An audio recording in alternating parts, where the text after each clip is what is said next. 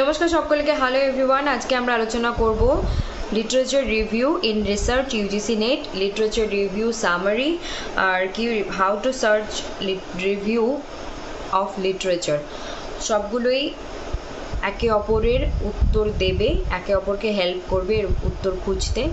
কারণ হচ্ছে research literature review আমরা করি রিসার্চের ক্ষেত্রে, আর রিসার্চ মানেই আমরা ভাবি কি যে একটা পিএইচডি ডিগ্রি আর 5 বছরের কোর্স, কিন্তু দেখতে গেলে মানে আগেইন পুনরায় সার্চ মানে খোঁজা।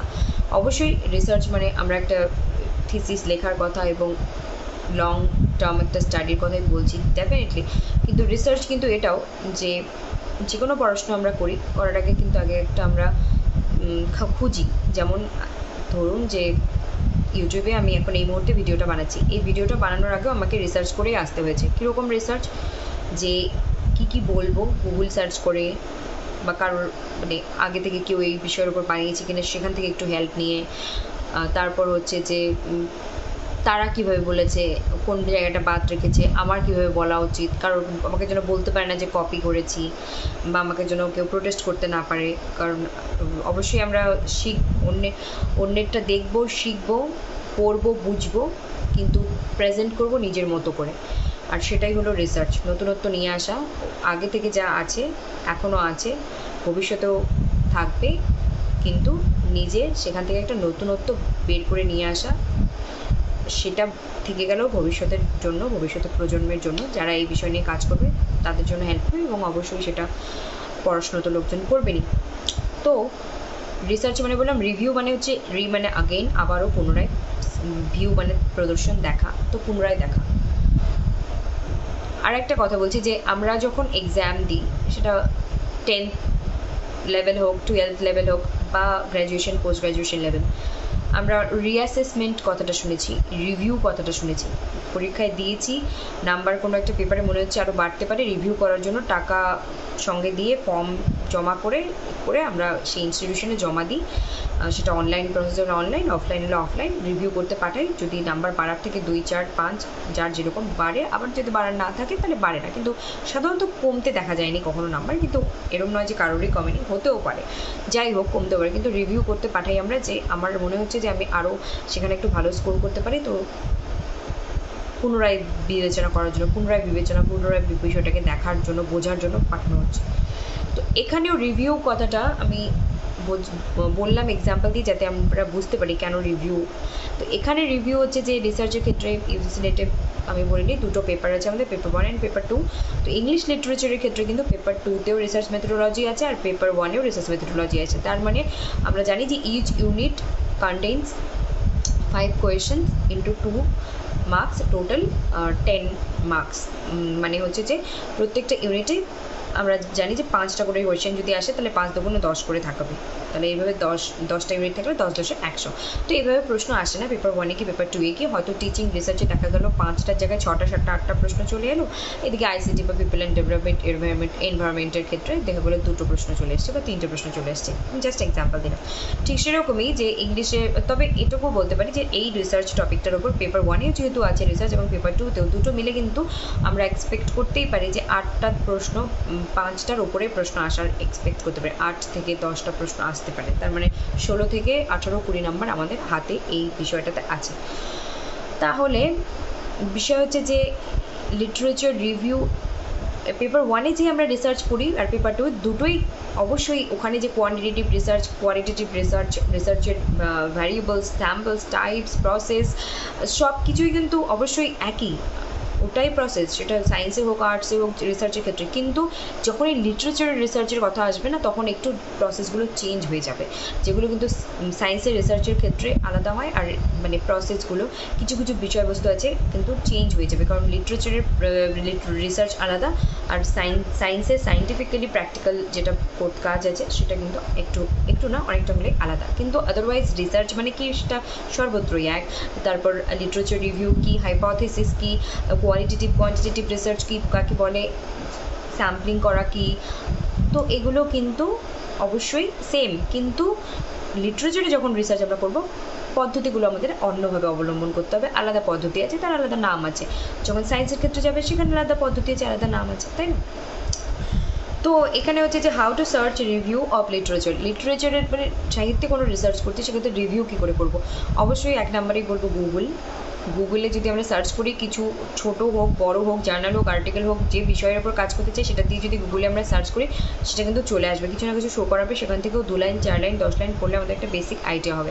আর অবশ্যই শোধগঙ্গা থেকে আমরা যদি সার্চ করি, অনেক ওখানে থিসিস জমা থাকে, তো সেখান থেকে আমরা পড়ে নিয়ে বুঝতে পারি যে বিষয়টাতে, অবশ্যই সবগুলো তো পড়বো না, ওখানে তো হাজারো হাজারো লাখো লাখো জমা আছে, তো সব তো পড়া সম্ভব না। যে এরিয়াটা নিয়ে আমরা কাজ করতে চাই সেটা শোধগঙ্গা থেকে সার্চ করে পড়া এবং সেখান থেকে আইডিয়া নেওয়া এবং কোন জায়গাটা গ্যাপ আছে, ফাঁকা আছে, সেইটার উপর কাজ করা। এই লিটারেচার রিভিউ যদি আমরা না করেই কোনো একটা কাজে ঝাঁপ দিই রিসার্চের ক্ষেত্রে, তাহলে ভুল করবো। কারণ দেখা গেল সম্পূর্ণ কাজ করে যখন বেরিয়ে চলে এলাম, তখন দেখলাম যে এটার উপর কাজ হয়ে গেছে সেম টু সেম, তখন তো আগে যে কাজ করেছে তারটা সিলেক্টেড আর পরে যে কাজ করেছে তারটা রিজেক্টেড হয়ে যাবে, তাই না? রিজেক্ট হয়ে যাবে। তো এই বিষয়টা মাথায় রাখতে হবে। আর অবশ্যই রিসার্চ মানে কিন্তু এটা নয় যে 5 বছরের পিএইচডি একটা থিসিস জমা দেওয়া, পিএইচডি প্রসেস, অবশ্যই সেটা তো একটা ইম্পর্টেন্ট, কিন্তু রিসার্চ মানে এটাও যে আমি ইউটিউবে আজকে ভিডিও নিয়ে আসছি এই বিষয়ের উপর, তার আগেও আমাকে কিন্তু একটা রিসার্চ করে আসতে হয়েছে, পড়াশোনা করে আসতে হয়েছে।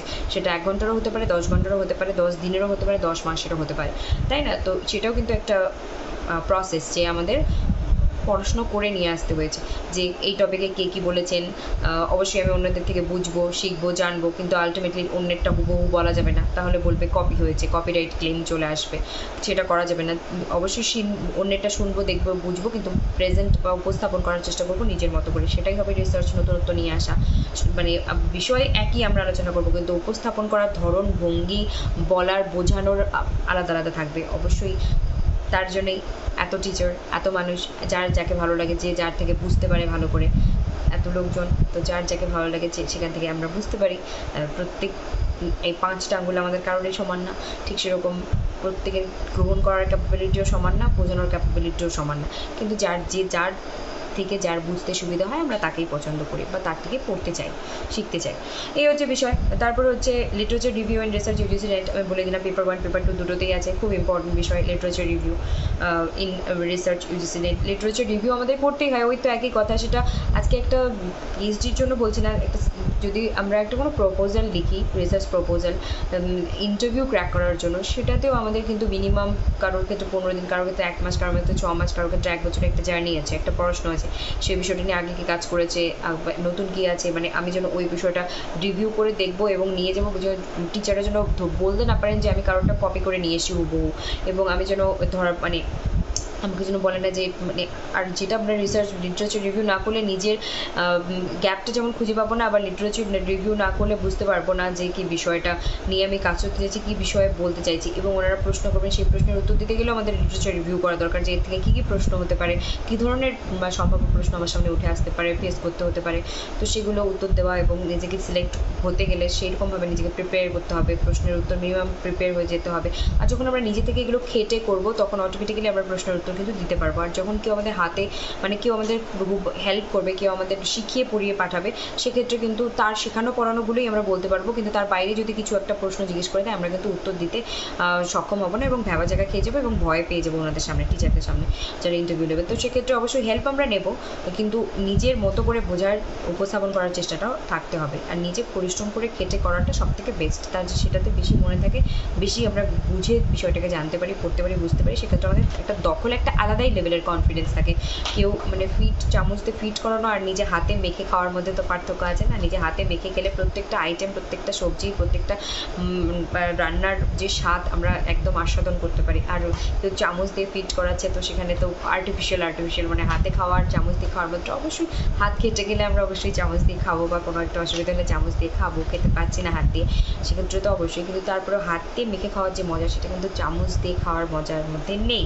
ঠিক সেরকমই যে কোনো পড়াশোনা আমরা যদি নিজেরা খেটে করি, আপাতত দৃষ্টিতে খুব কঠিন মনে হয়, খুব পরিশ্রম মনে হয়, খুব কষ্ট মনে হয়, কিন্তু নিজে করার পর একটা আলাদাই মজা পাওয়া যায়, যেটা অন্যরা মানে আপনাকে রেডিমেড তৈরি করে দিল সেটাতে কিন্তু নেই।